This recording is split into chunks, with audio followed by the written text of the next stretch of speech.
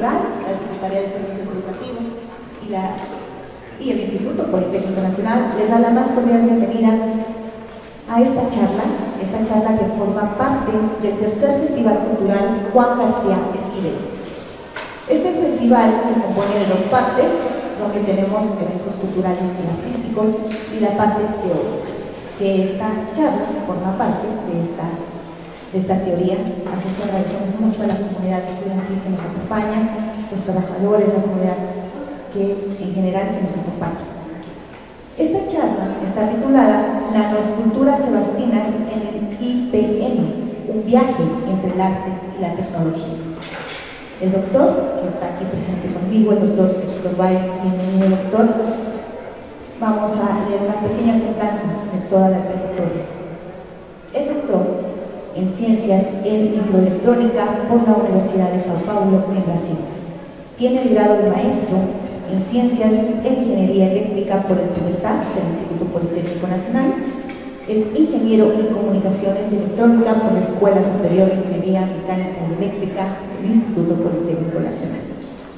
Desde el año 2011 es profesor investigador en el Centro de Investigación en Computación, el CIC, del IPN, en el Laboratorio de Microtecnología y Sistemas Embebidos. Sus líneas de investigación están relacionadas con el diseño, simulación y fabricación de sistemas microelectromecánicos y microdispositivos para su aplicación como sensores y actuadores. Del mismo modo, dirige tesis en los niveles de ingeniería, maestría y doctorado en estas líneas de investigación. Agradecemos su presencia y no se diga más, doctor. Muchas gracias por acompañarnos y lo escuchamos.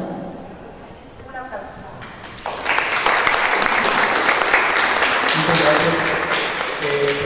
Quiero agradecer a la Dirección de Difusión Cultural, al doctor Matamoros, a Samantha por la invitación que nos hicieron a platicar de este tema. Este tema de las nanoesculturas sebastianas realmente ha sido un viaje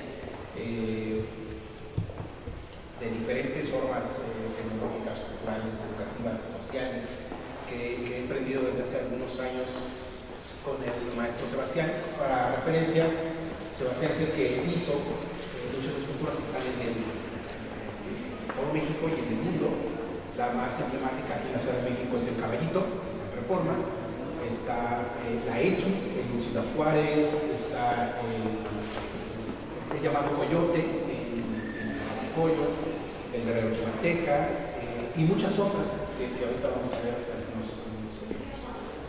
Este proyecto surgió por la vinculación a través de un colega de la Fundación Sebastián y el Politécnico para ver cómo podríamos implementar la tecnología que nosotros usamos día a día en la fabricación de dispositivos en el arte, en las esculturas que particularmente hace Sebastián.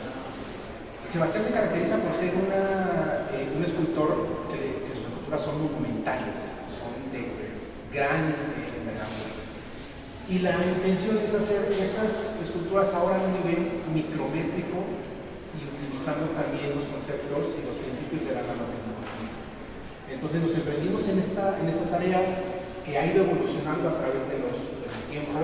Inició como solamente una fase, hacer un conjunto de piezas, y con el paso del tiempo las propias ideas que han ido surgiendo, las pláticas con el maestro Sebastián y con otros colegas han dado oportunidad a que este proyecto evolucione, y hoy en día se tiene 3 etapas. Una está terminada y próximamente será presentada a todos los medios, que es esta la que voy a presentar, y las otras 2 está una a la mitad y la otra está comenzando. Entonces, este es el SIC, por si no lo conocen, lo ubican. Estamos a un lado de la Escuela Superior de Cómputos, casi al fondo del campus. Este es el laboratorio de microtecnología y sistemas embebidos que nosotros trabajamos.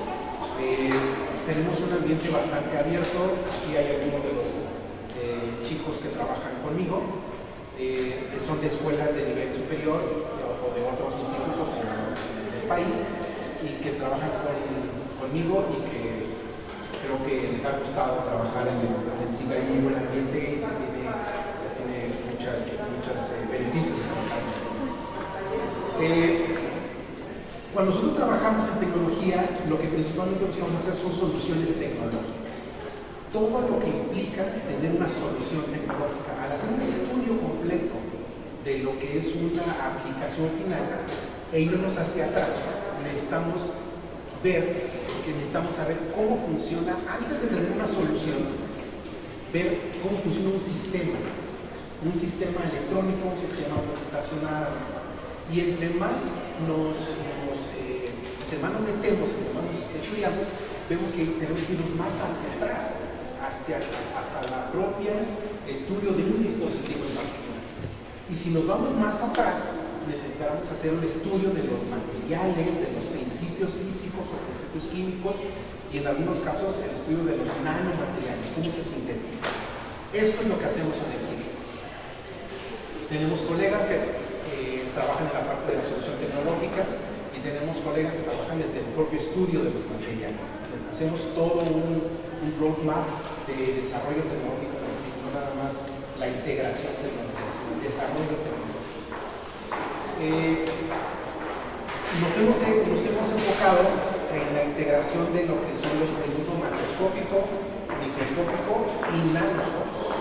Entonces, esta es una referencia de los dispositivos y de los objetos que podemos tener en los diferentes mundos. Por ejemplo, arriba de la izquierda, una oblea de silicio de 30 centímetros de diámetro, donde normalmente se fabrican los dispositivos electrónicos. Y vemos las dimensiones, ¿no? Del orden de centímetros o del orden de metros. Podemos comparar con el cabello, que tiene micrómetros, con la célula, que tiene micrómetros, los virus, que ya son del orden de nanómetros, y los chips electrónicos, hasta llegar al ADN. A veces nos preguntan que si nosotros en el SIGA, en el Centro de Investigación y Computación, trabajamos con cuestiones de medicina o de genética o de ADN. Y la respuesta es sí, porque todo lo que se desarrolle en cualquier dispositivo necesita un procesamiento electrónico, necesita un procesamiento computacional y una aplicación. Entonces es ahí donde entramos nosotros con las colaboraciones que tenemos en el instituto. Dentro de lo que es la fabricación de un dispositivo electrónico, existe un gran número de pasos que se tienen que hacer, en donde se necesitan laboratorios especializados, materiales especializados. Es como tener una caja de herramientas de diferentes procesos que podemos utilizar para llegar a un solo objetivo. Pero lo podemos simplificar para que lo podamos reconocer en el mundo como tres principales procesos.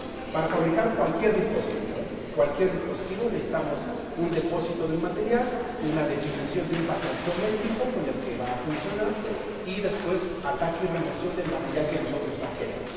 Y así, con un proceso iterativo, vamos a estar depositando, definiendo patrones y después removiendo el material, hasta que poco a poco, después de 1, 2 o 20 pasos, 20 ciclos, definamos un dispositivo electrónico funcional.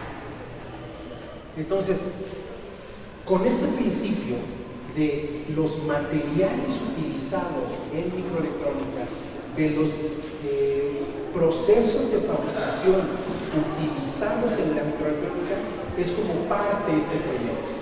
La idea es cómo podemos utilizar los materiales que hoy en día se usan en la industria de la microelectrónica, los procesos de fabricación en el arte, cómo los podemos implementar en el arte. Y la respuesta es de muchas maneras. De muchas maneras. Hoy en día quizás hay formas de conceptualización del arte, de visualización del arte, que no sabemos que existen, que nosotros la vemos día a día en nuestros laboratorios y que no nos hemos dado cuenta de que lo podemos hacer.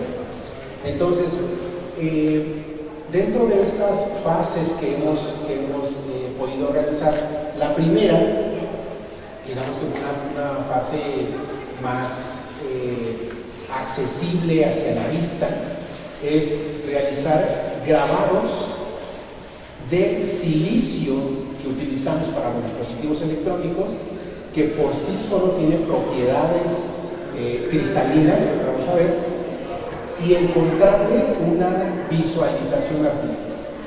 Entonces, el grabado que estamos haciendo consiste en el ataque localizado de la superficie del silicio, que por sí solo ya tiene propiedades cristalinas.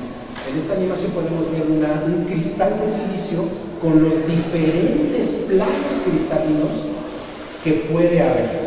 Entonces, dentro de ese cristal, que es un cristal perfecto, que si lo viéramos en el microscopio sería un cubo, dentro de su estructura atómica existen planos cristalográficos en todas las direcciones que nos imaginemos. Todos ellos tienen una nomenclatura en función de las coordenadas en las que están 100, 001, -1, -10, cuando son planos en sentido contrario.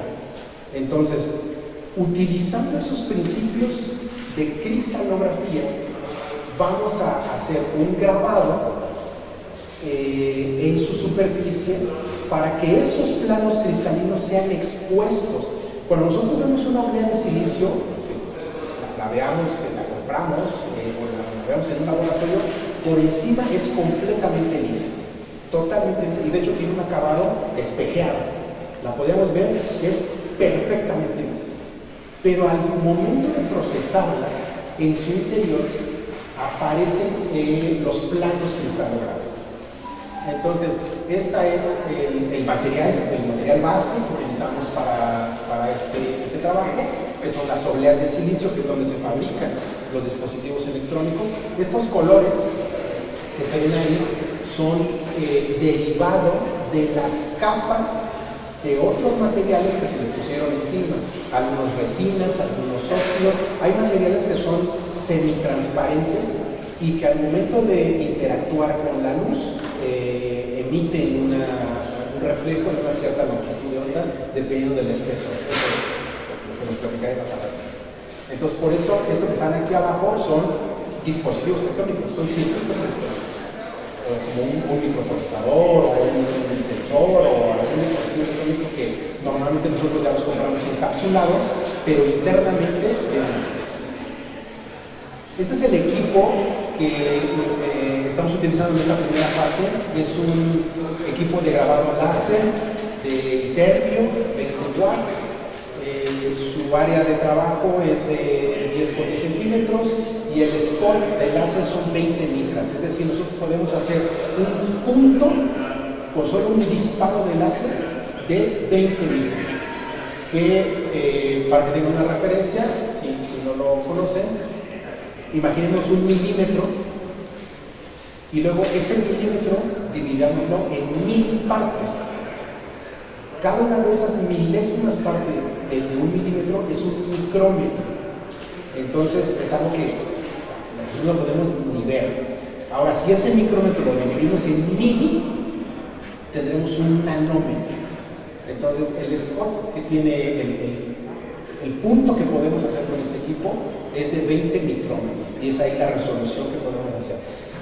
Este equipo, como muchos otros, se utiliza en la industria metalúrgica, en la industria del desarrollo de dispositivos, en la industria de marcado de herramientas, y nosotros lo compramos hace tiempo para cortar los materiales que utilizamos para el laboratorio, cortar obleas de silicio, cortar sustratos metálicos, cortar sustratos de vidrio, y jamás nos imaginamos que podríamos hacer también una manifestación artística en ello. Y de hecho este equipo, como anécdota, tiene dentro de sus funciones un número limitado de aplicaciones. Nosotros hemos encontrado muchas más que hasta el propio proveedor del equipo ya nos dijo que si les podemos ahora nosotros capacitar a ellos para cómo hacer nuevas cosas con el equipo, para que ellos ni sabían que se podía hacer. Entonces, es algo lo que uno va descubriendo, ¿verdad? Algunos de los grabados, digamos, básicos que se pueden hacer o del cual surge esta primera fase es el grabado de una superficie. Arriba del lado izquierdo es una placa de metal donde está grabado el escudo de nuestro laboratorio, el logotipo de nuestro laboratorio, y en la placa de metal hacemos un rebaje. Comparado con una moneda de 50 centavos, nada más para ver las dimensiones. De este lado se tiene el grabado del escudo del IPN con una alta resolución en una superficie de silicio, precisamente. Aquí no se ve la interacción cristalográfica porque hice un ataque más fuerte. De hecho, se ve que el escudo está con rebaje. Entonces, por eso es que no se alcanza a ver un brillo característico en ese material. Y bueno, aquí el tamaño, nada más para ver la referencia con imagen. Y si ese, digamos que fue una primera prueba, un tamaño medio, porque lo podemos hacer todavía mucho más. ¿Cómo surge? ¿Cuál es el desarrollo de esta primera fase? Partimos de una imagen bidimensional de una pieza del catálogo sebastino, la cual tenemos solamente los contornos. Algunas características técnicas que nosotros le pedimos a la fundación, el presidente de la fundación nos proporciona estos diseños porque ellos los tienen no solamente a mano, los hicieron, sino que también los tienen a nivel computacional. Entonces hay un acuerdo en el cual ellos proporcionan estos diseños, nosotros los procesamos y los tenemos a una alta resolución. Este es el primer paso. El segundo paso es con el software especializado que tiene el láser, le asignamos colores. No, estos colores cabe destacar que no son los colores que va a tener al final el diseño, simplemente son colores con los cuales vamos a diferenciar las zonas o los planos de vista en la imagen. Cuando nosotros vemos el caballo o vemos cualquier otra escultura, a pesar de que todas sean un mismo color, por los efectos de las sombras, hay algunos lados que están más iluminados, otros más oscuros, otros medianamente oscuros. Entonces, a través de este software, lo único que hacemos es le asignamos un conjunto de parámetros a las regiones que vamos a trabajar después. No tiene nada que ver todavía con el color final que va a tener el grabado. Para hacer esta asignación de colores, en un principio, bueno, hay dos maneras. Una es, pues, a prueba y error, ir probando. Hay parámetros en el láser como la potencia, la velocidad, la frecuencia, que nosotros podemos ir variando y literalmente decir, a ver qué nos sale. La otra es hacer un estudio de cuál es la influencia de esos parámetros, la variación de esos parámetros en una superficie. Y en principio fue lo que hicimos. Nosotros podemos ir variando, hacer una matriz de la variación de esos parámetros. Aquí se ve que está un ejemplo donde se está variando la potencia de arriba hacia abajo y la frecuencia de derecha a izquierda, y dejamos una velocidad fija. Estos tres parámetros se pueden ir circulando, es decir, dejar la potencia fija y variar la velocidad y la frecuencia, y dejar la frecuencia fija y variar la velocidad y la potencia. Entonces vamos a obtener un grid de 10 por 10, en donde vamos a tener diferentes resultados, diferentes regiones atacadas o grabadas con diferentes parámetros.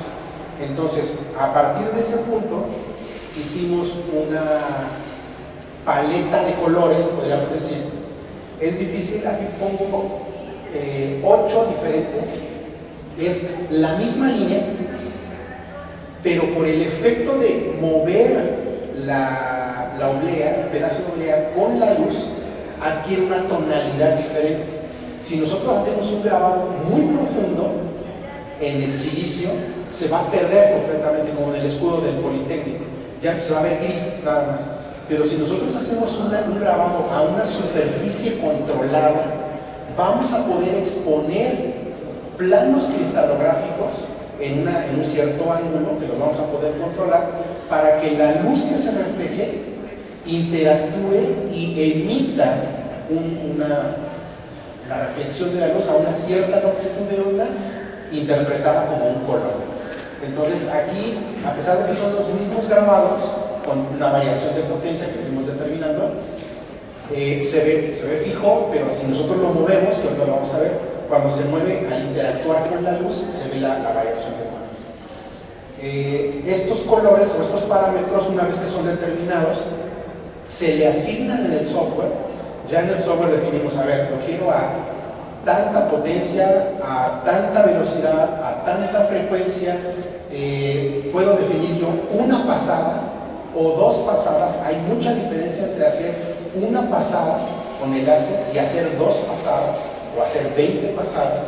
Entonces todos esos conjuntos de parámetros, en los colores que están allá arriba, vean, son 10 colores, se le asigna un conjunto de parámetros que fue determinado previamente y que queda listo para grabar. Estos colores fueron, digamos, nosotros hacemos la parte técnica de determinar cuál es el conjunto de parámetros que genera un color. Pero ahora la parte artística le corresponde al escultor. Nosotros le damos la paleta de colores y él, en función de la percepción que tiene de sus esculturas, dice: quiero que en esta zona se le asigne tal color porque representa un reflejo. Él considera que la luz está de un lado, del otro lado, y ve las diferentes formas de interactuar de la luz con la imagen que él tiene en su cerebro. Entonces nosotros le entregamos la paleta de colores. Ahí está con el presidente de la fundación. En conjunto le va orientando y él dice: a ver, yo quiero este color en esta región. Entonces a cada una de las regiones se le asigna, estas fueron las pruebas que se hicieron. Dentro de todo el proyecto, todo está documentado, todo está autorizado, todo tiene visto bueno por parte de las dos instituciones. Entonces se asigna, el maestro Sebastián asigna un color específico a cada región, le damos una tabla y al final él lo firma, lo autoriza y dice: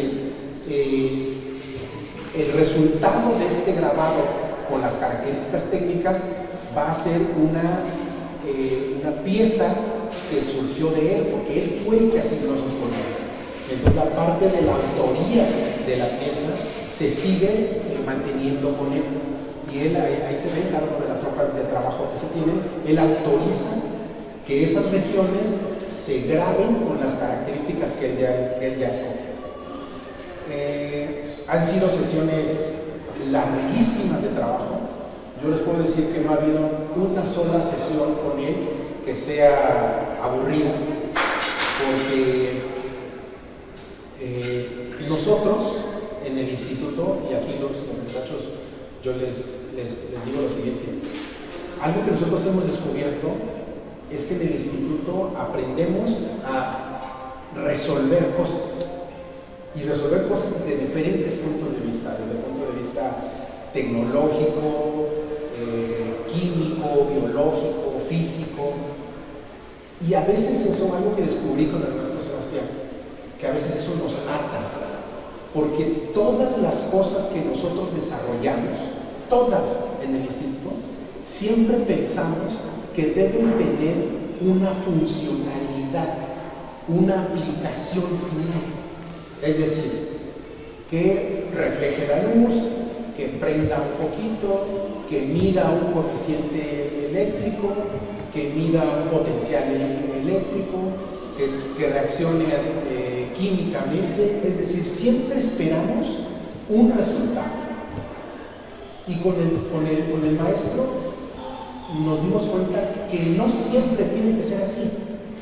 A veces el resultado no tiene por qué reflejar una longitud de onda específica que nosotros queremos. Si refleja una longitud de onda diferente, él nos dice: es que esto representa otra cosa. Entonces él alguna vez me dijo que era como echarse un clavado en un mundo microscópico en el que él nunca había estado. Entonces, si lo vemos desde ese punto de vista, no tenemos por qué siempre encontrar una respuesta tecnológica a algo que hacemos.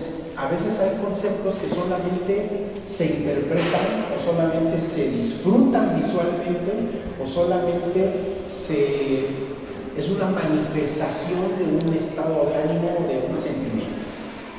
Entonces, todas estas expresiones que también son importantes hoy en día están más vigentes, más presentes y yo se los he platicado con los muchachos y con toda la gente que he platicado, que tenemos que romper esa barrera. No nada más buscar la solución tecnológica, sino también ver de qué otra manera podemos visualizar, y vamos a ver unos ejemplos.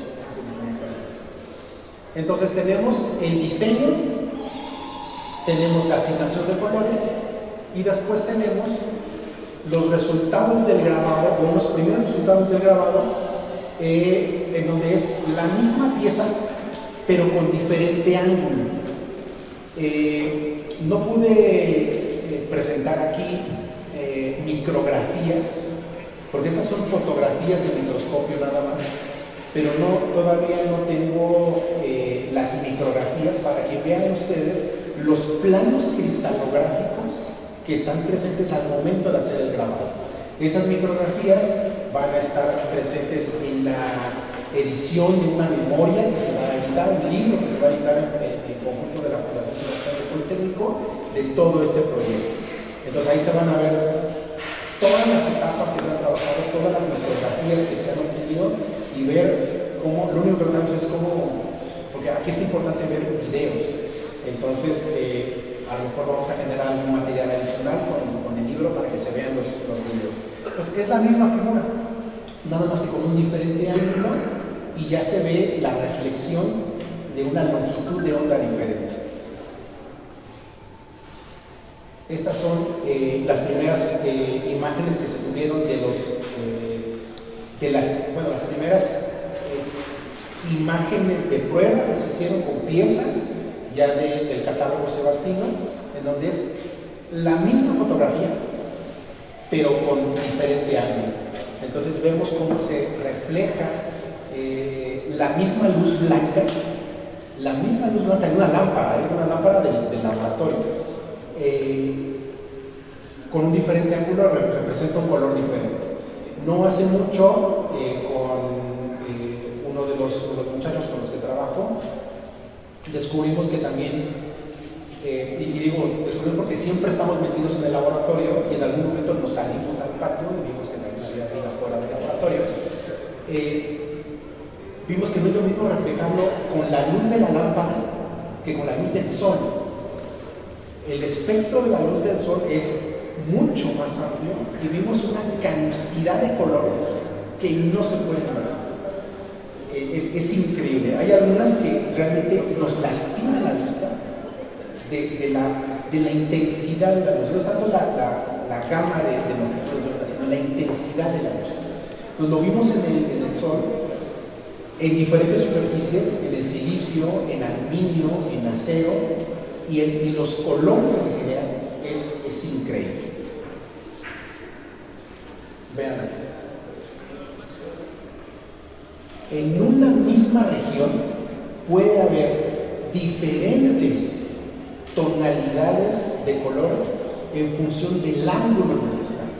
Y todo esto tiene una explicación matemática, física, en función de la luz en la que se refleja, el ángulo de la luz en la que se refleja, el ángulo de la superficie en la que está atacado, pero también tiene una interpretación artística por parte del maestro Sebastián.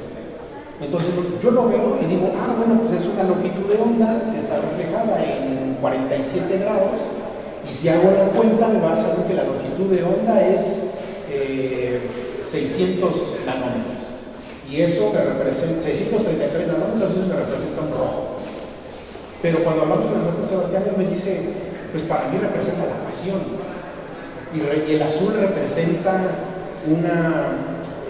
un sentimiento de tristeza. Entonces, esas pláticas con él han sido increíbles, han sido largas, llega un momento en que decimos, tenemos que parar aquí porque si no nos vamos a vivir toda la noche. Y es algo que nosotros como ingenieros tenemos que también complementar nuestra formación. Entonces, dentro de ese trabajo, en esta primera fase, se hicieron 2 colecciones. La primera se llama 86 aniversario del IPN, se fundamenta en tomar una de las piezas que se tiene como parte del acervo cultural del Politécnico, que es la pieza Arcos del Mundo, que se encuentra en Dirección General, y estamos haciendo 2 series de esa pieza. Y se escogieron 10 piezas del catálogo Sebastino, que la colección se llama Icónicas. Se están tomando 10 piezas icónicas que se tienen de Sebastián y se están haciendo 10 piezas de cada uno de ellos. Entonces, esta es la pieza Arcos del Mundo, que se encuentra en la Dirección General, del vestíbulo de la Dirección General. Fue donada por el maestro Sebastián en el 96 para conmemorar el 60 aniversario del instituto. Desde entonces pertenece al acervo cultural del Politécnico. Se tiene, por la edad que tiene la pieza, no se tenía en ese entonces una imagen digital que se pudiera vectorizar y hacer todo. El maestro Matías, que es el hijo de Sebastián, se dio a la tarea de digitalizar la imagen y pasarla a vectores para que se pudiera hacer así. Ese fue otro trabajo totalmente diferente y igual de desafiante. Entonces, esta es una de las vistas que se está utilizando para una colección. Esta es la otra vista que se está utilizando para la segunda colección. Es la misma pieza, pero en una segunda vista. Entonces, los colores de igual manera fueron asignados por ellos con autorización. Hay un documento que lo respalda todo. Estas son algunas de las piezas que se van a formar parte de la colección Icónicas. Recordemos que la colección Icónicas son 10 piezas. 3 de ellas, bueno, es Cabeza de Caballo, Nezahualcóyotl, Puertas de Torreón. Yo hasta trabajar con el maestro Sebastián me di cuenta que no se llama el caballito, se llama Cabeza de Caballo. La pieza se llama Cabeza de Caballo. Y no sé si ustedes lo saben, pero otra característica que tiene Sebastián es que muchas de sus piezas no son piezas estáticas. Tiene algunas piezas que son móviles y que son sobre todo funcionales. No sé si ustedes lo sabían, el Cabeza de Caballo es una lumbrera. Tiene la funcionalidad de lumbrera en la ciudad. Entonces, no es nada más algo que adorne y que embellezca la ciudad, sino también tiene muchas de ellas, de sus piezas, funcionalidades. Y descubrimos también que el maestro Sebastián, sin ser ingeniero, tiene muchas de las habilidades y capacidades de un ingeniero. Él hace sus cálculos, tiene algunas piezas que son móviles y que ensartan en un aro, una curva, en un aro y que regresan de manera armónica con una frecuencia, y él lo hace a mano. Él no sabe de las leyes de la termodinámica, ni las leyes cuánticas, nada. Él lo hace a mano. Y en algunas sesiones de trabajo, él nos ha demostrado sus conocimientos de ingeniería así en vivo y en directo. Entonces él hace un dibujo y uno se da cuenta de la capacidad que tiene ingeniería de hacer las cosas. Pero también nosotros nos hemos dado cuenta que tenemos una capacidad artística y que en muchas ocasiones no lo sabemos. Otras 3 piezas son el Suru, que está en Japón, no se acaba de la escultura, la Virgen de la Salud, la X de Juárez, también bastante icónica, en Chihuahua, en Ciudad Juárez. Se va a hacer la Puerta de Chihuahua, se va a hacer otra pieza que se llama la Torcha de la Amistad, que está en San Antonio, Texas, y 2 piezas que pertenecen a su colección de esferas cuánticas. se llaman cuánticas toroidales, son dos vistas de las cuánticas toroidales.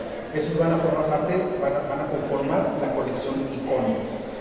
El maestro Sebastián ha quedado muy entusiasmado con esto y él ya está planeando desde ahorita una segunda colección de icónicas, un icónicas 2, porque él tiene piezas en el mundo cantidad, entonces él quiere una icónicas 2. Esta es una muestra de las bases que se están utilizando para el montaje de las piezas. No son las bases finales, no es el acabado final, no es la pieza final. Es nada más una prueba de laboratorio que podemos presentar. Cabe destacar que ahorita por cuestiones legales y del convenio todavía no podemos develar todas las piezas. Podemos develar las pruebas que se han hecho y podemos develar la información de cómo se está haciendo, pero las piezas finales todavía no las podemos develar. Esperemos que en un par de semanas podamos hacer ya la presentación a medios de toda esta colección. Pero hay bastante información. El maestro Sebastián ha tenido también que aprender a trabajar en el laboratorio, porque hay cosas que nosotros hacemos en el laboratorio de manera técnica, pero hay un punto en el que nosotros no podemos avanzar, porque es la parte de la pertenencia de la pieza, la parte de la creatividad, lo que representa. Entonces hay un punto en el que nosotros trabajamos y lo dejamos listo. Entonces el maestro Sebastián es el que tiene que dar, podríamos decir, darle clic al diseño para que se haga. Él es el que tiene que autorizar de manera presencial que se haga o que no se haga cada pieza. Nosotros tomamos las atribuciones técnicas para el laboratorio, pero nada más. La decisión final la toma. Entonces él ha tenido que aprender a trabajar en el laboratorio para hacer esto. Todo eso está respaldado. Una parte que no se había hecho, que él nunca lo había hecho, es digitalizar su firma, porque hay piezas que él las firma con una herramienta. Les pedí todas sus piezas de la firma, las que miden decenas de metros, pero las piezas micrométricas no las puede firmar. Entonces las firmamos con un proceso tecnológico, pero él nos tiene que proporcionar su firma. Entonces, para la firma también fue una digitalización. Esa firma nada más la tengo yo. Esa firma, digamos que firmé de responsabilidad, nada más la tengo y nada más la manejo yo. Ya estamos planeando la presentación, como les decía, de las piezas próximamente. Tenemos una segunda fase que es totalmente diferente a lo que estamos haciendo en grabados y que tiene que ver con óxidos. Aquí les puedo mostrar, por ejemplo, el principio en el que se va a fundamentar esto, y vean nada más la cantidad de colores que podemos, y estos son solamente 10, pero nosotros podemos tener una paleta de colores de 40 elementos, y que le vamos a decir al maestro Sebastián: aquí está la paleta, haga con ella lo que quiera. No va a ser un grabado, aquí va a ser un proceso fotolitográfico, y esta segunda etapa se está pensando para que sea no en grabado en 2.5 dimensiones, que le hemos llamado, sino en un grabado superficial, pero no en relieve, sino no en bajo relieve, sino en alto relieve, y que se van a hacer pinturas. En esta segunda fase se van a hacer pinturas, porque es bastante pintura. Entonces vamos a hacer pinturas de nivel micrométrico y nanométrico de las originales, en algunos casos sea de Sebastián. Como les digo, él ha tenido que participar en el laboratorio, que entrarle al laboratorio. La fase de microesculturas 3D la estamos trabajando, o sea, no las puedo revelar, pero está en proceso. Y existen muchas otras formas en las que podemos hacer tecnología y cultura. Esto, que lo vemos día a día, cuando lo vemos en el microscopio es esto, es un fractal perfecto. Esto, que es polen, lo podemos polarizar y nos representa una pieza.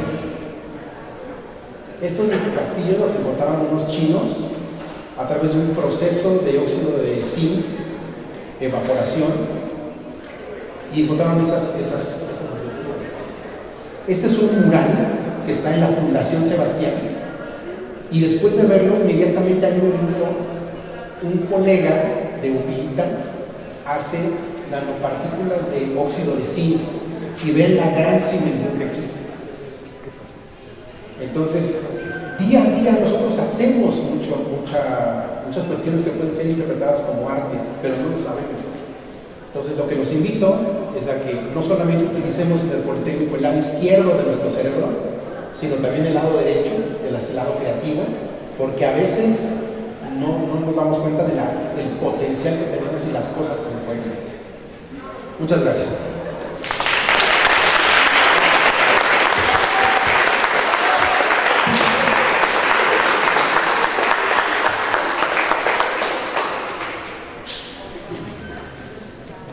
Lo que acabamos de ver es simplemente la concreción actualizada de algo que ha sucedido toda la vida. No sé si lo compartan conmigo, pero es muy emocionante. Los politécnicos trabajan con la técnica para resolver problemas prácticos. Y como decía el doctor, estaban trabajando desde entonces, desde hace 80 y tantos años, y el ser humano mucho más atrás, no solamente en la resolución de problemas prácticos, sino en la provocación de la sensibilidad, o sea, en la estética. La estética está detrás del arte y que está detrás de la ciencia. La estética es la ciencia de la sensibilidad que nos produce emociones. Hemos estado trabajando en el Centro Cultural esa vertiente, porque tampoco nosotros nos dábamos cuenta, doctor, que por ejemplo, para que un violinista llegue a tocar aquí, o una cantante de ópera, como ustedes lo están escuchando, tuvo que pasar por procesos precisos de una metodología estricta y de un ensayo y error. Estamos, doctor, profundamente emocionados de que usted nos evidencie también con esa emoción que ha sentido trabajando con el maestro Sebastián en el laboratorio para producir, sí, soluciones prácticas, pero también emociones sensibles. Muchas gracias, doctor. Le estamos realmente muy agradecidos. Lo despedimos con un aplauso extraordinario y habrá que decirlo. Lo que sigue después de esta espléndida participación del doctor es otra cosa que a veces también devaloramos: la unión del deporte con la ciencia y con la estética. Eso es lo que sigue ahora en esta pantalla, y le agradecemos nuevamente a usted y a sus colegas y a todo el público presente habernos acompañado en esta actividad del Festival Juan García Esquivel, que es una parte de reflexionar el arte y la ciencia. Muchas gracias, doctor.